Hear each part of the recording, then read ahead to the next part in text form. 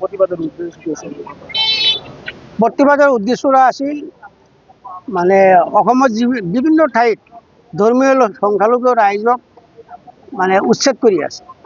সেই উচ্ছেদৰ বিৰুদ্ধে আজি আমাৰ এবি আমচু আৰু আমাৰ স্থানীয় যুৱ সমাজ, আমাৰ নাগৰিক সমাজ, বুদ্ধিজীৱীসকল সকলে লগ লাগি আজি সেই উচ্ছেদৰ বিৰুদ্ধে এটা প্ৰতিবাদ দিয়া হৈছে।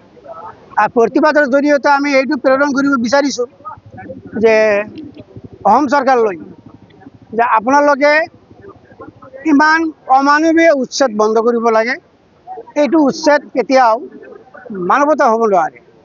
এই মাটিখিনি আপুনি অসম চৰকাৰক কৈছোঁ, এই মাটিখিনি আপোনালোকে উচ্ছেদ কৰি দুখীয়াৰ মাটি কাঢ়ি লৈ আজি আদানীক আম্বানীক তেখেতৰ ওচৰত বিক্ৰী কৰিব বিচাৰিছে।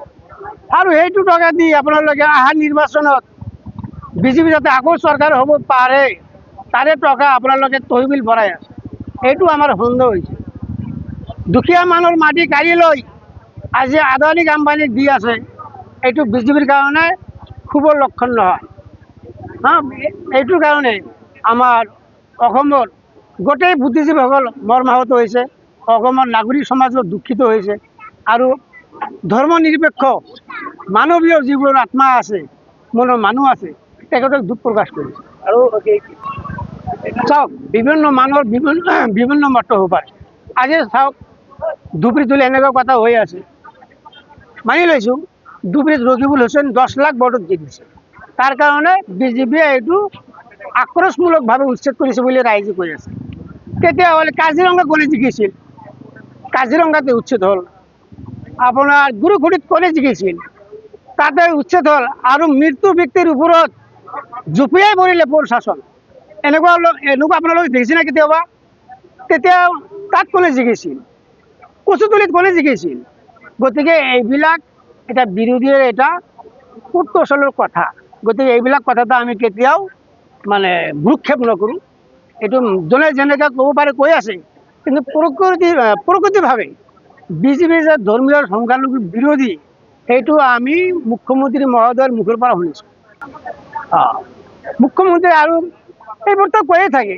যদি মুখ্যমন্ত্ৰী কোৱা মতে যিবিলাক ঠাইত উচ্ছেদ হৈ আছে, তেখেত যদি বাংলাদেশী হৈ আছে, ইমান দিন ক'ত আছিল? মুখ্যমন্ত্ৰী হিমন্ত বিশ্ব শৰ্মাৰ আগত সৰ্বানন্দ সোণোৱাল আছিল 5 বছৰ। এতিয়া হিমন্ত বিশ্ব শৰ্মাৰ কাৰ্যকাল যায় অৱস্থা। তেতিয়াহ'লে বিজেপি চৰকাৰ 10 বছৰ গ'ল, 9 বছৰ গ'ল। তেখেত কি মাল খাই শুই আছিল নেকি দিছপুৰত? তেখেত পুলিচ প্ৰশাসন, মন্ত্ৰীমণ্ডল গোটেইবিলাকে মাল খাই শুই আছিল নেকি টোপনিত? এইটো উচ্ছেদৰ মেইনটো একচুৱেলি হৈছে কি? ক্ষীৰগাই চোৰ।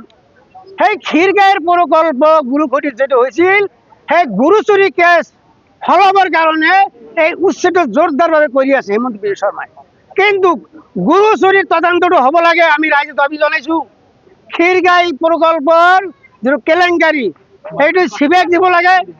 এইটো আমি দাবী জনাইছোঁ অসম চৰকাৰক। আৰু অমানৱীয় উচ্ছেদ ইমিডিয়েট বন্ধ হ'ব লাগে। আৰু যদি উচ্ছেদখিনি বন্ধ নহয় তেনেহ'লে আপোনালোকৰ কাৰ্যসূচী কি হ'ব? যদি উচ্ছেদ বন্ধ নহয়, আমি গণতন্ত্ৰভাৱে ইয়াতকৈ আৰু ভয়াৱহ আন্দোলন কৰিম। আমি কৰিমেই।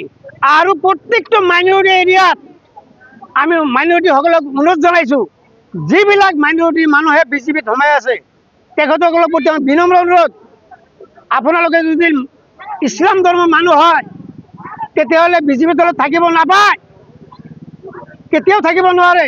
আপোনালোকে দয়া কৰি বিজেপি দলৰ পৰা ওলাই আহক। আৰু আমি বিজেপি দলত স্পষ্টভাৱে কৈ দিছোঁ, আপোনালোকে ধৰ্মীয় সংখ্যালঘু এৰিয়াত প্ৰৱেশ কৰিব নোৱাৰিব। কৰিলে কথা বিষম হৈ যাব, ভয়াৱহ হ'ব। আপোনালোকে সদায় গতিকে হিন্দু মুছলিম আপোনালোকৰ যাত ভোট আছে তাতে আপোনালোকে পলিচি কৰি থাকক। মুছলিম এৰিয়াত আপোনালোকক নিষিদ্ধ আমি কৰি দিছোঁ, প্ৰৱেশ নিষিদ্ধ কৰি দিছোঁ।